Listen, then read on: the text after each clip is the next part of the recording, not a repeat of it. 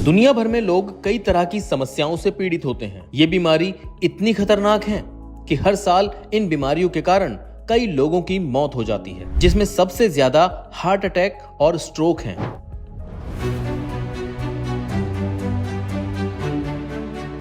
WHO यानी विश्व स्वास्थ्य संगठन ने भी इस बात को लेकर चिंता जताई है और एक रिपोर्ट पेश की है।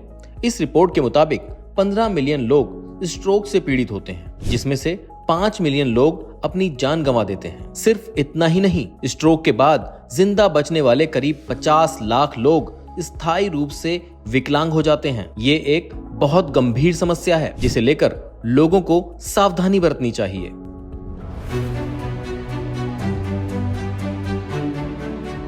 स्ट्रोक के बढ़ते इन खतरों की वजह खराब लाइफस्टाइल और खानपान को भी माना जा रहा है, लेकिन पिछले कुछ सालों में इस उम्र में भी ये समस्या तेजी से बढ़ रही है।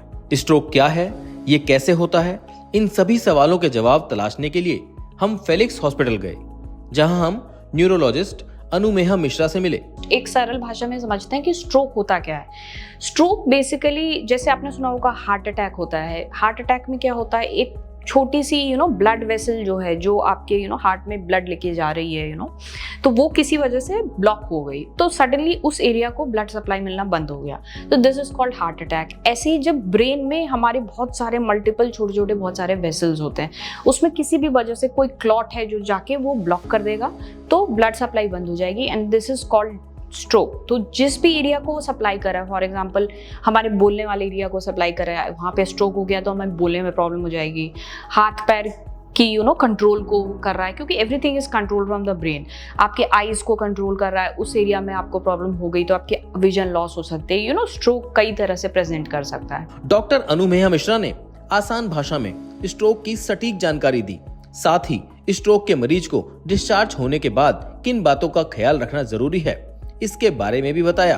तो एक बहुत ही इग्नोर्ड चीज है कि लाइफ आफ्टर स्ट्रोक, इसको कैसे, मतलब एक बार चलो पेशेंट को स्ट्रोक हो गया तो जो न्यूरोलॉजिकल रेसिडेंट्स भी होते हैं, नए नए डॉक्टर्स होते हैं, they are very excited to do thrombolysis करना है, पेशेंट आया, मैकेनिकल थ्रोम्बेक्टमी के लिए ले जाना है, but the actual care of stroke begins after the patient is taken in the ward। Basically कहने का मतलब ये है कि आपको क्या क्या चीजें तब ध्यान में रखनी है जब आपका स्ट्रोक पेशेंट हॉस्पिटल से डिस्चार्ज होकर घर जा रहा है, तब किन चीजों पे हमें ध्यान देना है। तो सबसे इंपॉर्टेंट चीज है, देखिए किसी भी चीज में सबसे इंपॉर्टेंट चीज होती है बेसिक्स। तो सबसे पहले हमें ध्यान रखना है बेसिक चीजों का। बेसिक चीजों में क्या क्या आता है? फर्स्ट ऑफ ऑल, अगर आप ओवरवेट हैं तो आप अपना वेट कम करेंगे। दूसरी चीज़ है आपका बीपी, शुगर और लिपिड्स, ये 3 सबसे इंपॉर्टेंट चीज़ें हैं जिसको आपको कंट्रोल करके रखनी है। उसके बाद आपको रेगुलर एक्सरसाइज जो है वो अपने आप आधा घंटे से भी शुरू कर सकते हो, 20 मिनट्स 3 टाइम्स अ वीक, इससे भी शुरू कर सकते हो। बट आप जितना ज़्यादा फिजिकली एक्टिव होंगे उतना ज़्यादा आगे जाके आपके स्ट्रोक की रिकवरी फास्ट होगी और आपको आगे जाके स्ट्रोक्स नहीं होंगे। Then very important thing is smoking. अगर आप स्मोकिंग करते हैं, tobacco is the number 1 causative factor for strokes. तो आप इसका सेवन, आपको मैं ये नहीं कह रही हूँ कि आप एकदम से छोड़ दो, क्योंकि स्मोकिंग क्विट करना भी बहुत मुश्किल है, बट आपकी वो टेंडेंसी होनी चाहिए ताकि आगे में जाके आपके स्ट्रोक का बिल्कुल रिस्क बहुत ज़्यादा कम हो जाए। नाउ ये तो बेसिक चीज़ें हो गई। अब हम बात करते हैं पेशेंट के बारे में। पेशेंट्स जो स्ट्रोक के होते हैं उनको सबसे ज़्यादा प्रॉब्लम जो होती है वो होती है खाना निगलने की। तो ये प्रॉब्लम जो है ये हमारे लिए न्यूरोलॉजिस्ट्स के लिए ना ये बहुत बड़ा मेनेस है। मतलब हमारे सारे पेशेंट्स जो स्ट्रोक के ख़राब होते हैं वो सिर्फ इसी रीज़न से ख़राब होते हैं कि उनको जब हम डिस्चार्ज करके घर भेजते हैं हम यूजुअली हम उनको टेस्ट करते हैं कि कोई पेशेंट स्वॉलो कर सकता है ठीक से या नहीं, पानी पी सकता है या नहीं, वो चेक करके हम भेजते हैं। फिर होता ये है कि अगर कोई पेशेंट ठीक से स्वॉलो नहीं कर सकता है तो हम उसको आरटी डालते हैं। आरटी मतलब आपने देखा होगा नाक में एक ट्यूब लगी होती है जिससे पेशेंट को फीड करते हैं, फीडिंग ट्यूब बोलते हैं।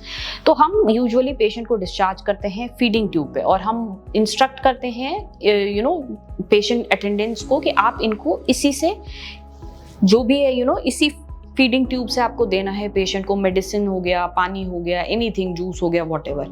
बट होता ये है कि पेशेंट चूंकि अपने पूरे कंट्रोल में रहता नहीं है स्ट्रोक की वजह से, ऑब्वियसली उसका काम नहीं कर रहा है ब्रेन, तो somehow the RT comes out, feeding tube जो है वो निकल जाती है। फीडिंग ट्यूब निकल जाती है तो पेशेंट के अटेंडेंट्स को ये फील होता है कि बहुत बढ़िया, इनको कष्ट हो रहा था, फीडिंग ट्यूब लगा हुआ था, फीडिंग ट्यूब निकल गया। अब पेशेंट के साथ वाले घर वाले क्या करते हैं, उनको मुंह से खाना खिलाना चालू कर देते हैं। अब आपने पेशेंट को मुंह से खाना खिलाना चालू कर दिया, आरटी आपने निकाल दी, पेशेंट के जो स्वॉलोइंग जो मसल्स हैं वो अभी तक प्रॉपर्ली काम नहीं कर रहे हैं, और क्योंकि ऑब्वियसली उनका ब्रेन फंक्शन नहीं कर रहा है। अब आपने उनको मुंह से खाना पिला दिया, खाना खिला दिया, चीज़ें पिला दी। नाउ व्हाट हैपेंस इज, ये जो भी खाना और पानी आप उनको दे रहे हो, this is like poison to them. क्यों? क्योंकि वो चूंकि ठीक से स्वॉलो करके पेट में नहीं जा पा रहा है और वो फेफड़ों में जा रहा है, लंग्स में जा रहा है, और लंग्स में अगर एक ड्रॉपलेट, माइक्रो ड्रॉपलेट भी किसी चीज का चला गया तो it can cause severe infection. अब क्या होगा, उनके चेस्ट में इन्फेक्शन हो जाएगा। अब आपके पेशेंट जो एक्टिविटी कर रहे थे, जो भी आंख खोल रहे थे, बोल रहे थे, वो धीरे धीरे ड्राउजी होते जाएंगे, उनको फीवर आने लगेगा, उनकी स्ट्रोक जो है वो हो सकता है रीस्ट्रोक भी हो जाए। तो ऑल दीज प्रॉब्लम्स। तो ये सबसे इम्पॉर्टेंट चीज़ है जब आप होम केयर करते हैं। तो आपको, जब तक आपके डॉक्टर आपको नहीं बोल रहे हैं कि ठीक है मैंने टेस्ट कर लिया है, अब फीडिंग ट्यूब निकाल देंगे, तब तक आपको बिल्कुल पेशेंट को मुंह से कुछ नहीं देना है। This is the first and foremost thing, this is life saving. कई बार इस बीमारी के बाद मरीज का आधा शरीर पैरालाइज हो जाता है, या आम भाषा में कहें तो लकवा मार जाता है। ऐसी अवस्था में मरीज की देखभाल करने वाले लोगों के लिए बहुत जरूरी बात डॉक्टर अनुमेया मिश्रा ने बताई। कई बार क्या होता है, जब पेशेंट का हाफ साइड पैरालाइज्ड होता है, तो पेशेंट भी बेड पे है और घर वाले भी सब कंफर्टेबल हो जाते हैं कि बेड पे है पेशेंट। बट ऐसा नहीं करना है। बहुत इंपॉर्टेंट है कि मोबिलिटी कराना, early mobility is very important for stroke improvement.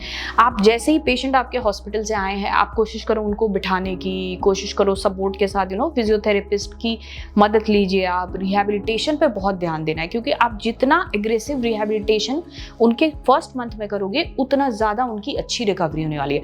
आप अगर अपने पेशेंट को comfort, you want to have comfort and you will just leave the patient like that, तो पेशेंट कि दोनों जो भी वीकनेस वाला साइड है वो स्पास्टिक हो जाएगा। स्पास्टिक यानी कि बिल्कुल टाइट हो जाएगा और बिल्कुल ही फंक्शन नहीं कर पाएगा। कई बार मुझे गांव वगैरह के पेशेंट आते हैं जिनके पास बहुत एमिनिटीज़ नहीं है, तो दे से कि हम फिजियोथेरेपी अफोर्ड नहीं कर सकते, हमारे यहाँ पे नहीं है, एंड थिंग्स लाइक दैट। तो आप खुद से ही कोशिश करो, उनके जॉइंट्स की मूवमेंट करो, पैरों की मूवमेंट करो, जिस साइड वीकनेस हुई है उस साइड को यूज़ करने की कोशिश करो, चलाने फिराने की कोशिश करो। तो ये एक बहुत इंपॉर्टेंट चीज़ है। तो ये दो चीज़ें मुझे लगता है कि अगर आपको, और तीसरी चीज़ है, अगर आपको कोई भी कार्डियक प्रॉब्लम्स है, जैसे आपकी कोई भी वाल्व प्रॉब्लम्स है या कोई भी चीज़ है जिसके लिए आपको डॉक्टर ने खून पतली करने की दवाई दी है, तो आप प्लीज़ उसका रेगुलर सेवन करें। कभी भी बिना डॉक्टर के परमिशन के कोई दवाई नहीं छोड़नी। और एक बार स्ट्रोक हो गया तो आपको रेगुलर न्यूरोलॉजिस्ट के कांटेक्ट में रहना है, मिलते रहना है, and just take care of yourselves. Thank you, bye. Health से जुड़ी ऐसी कई और जानकारी के लिए फेलिक्स हॉस्पिटल के YouTube चैनल को सब्सक्राइब करें और अपने सवाल कमेंट बॉक्स के जरिए हम तक पहुंचाएं।